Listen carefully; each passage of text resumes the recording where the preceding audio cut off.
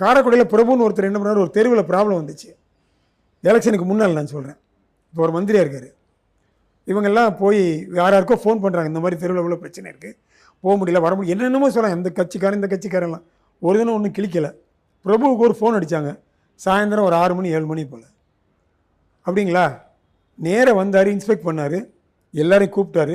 ராத்திரி அந்த ரோடை போட்டார். அந்த தெருவுக்கே ரோடை போட்டார். அடுத்த நாள் காலையில் பார்த்தவெல்லாம் மிரண்டு போயிட்டான். அப்போ அவர் ஜெயிப்பார மாட்டாரா? சொந்த காசை தானே போட்டார் அவர். உங்களை மாதிரி கொள்ளடிச்ச காசை கூட அவர் யூஸ் பண்ணல. நீ பிடபிள்யூடியில் 5000 கோடி வாங்கி 4000 கோடி வீட்டுக்கு கொண்டு போவேன், செலவு பண்ண மாட்டேன், அப்புறம் தண்ணி தேங்கி நிற்கிதெல்லாம். உங்களை கரெக்டான கேள்வி எவனும் கேட்க முடியல. எல்லாரையும் என்ன பண்ணீங்க, மீடியா பூரா கையில் வச்சுட்டு யாரையும் சாவடிச்சிங்க. இப்போ மீடியாக்காரங்க என்ன பண்ண முடியும் கொஞ்ச நாளைக்கு? அவன் எப்படான்னு வைப் பண்ணிட்டு இருந்தானுங்க. ஒரு ரிவல்யூஷன் மாதிரி வந்ததில்லை. இவர் ஒரு வழியாக ஜெயிச்சார். ஒரு 15-20 சீட்டை ஜெயிச்சிருக்கலாம். அது நான் கடவுளை தான் கோச்சிக்கிட்டேன்.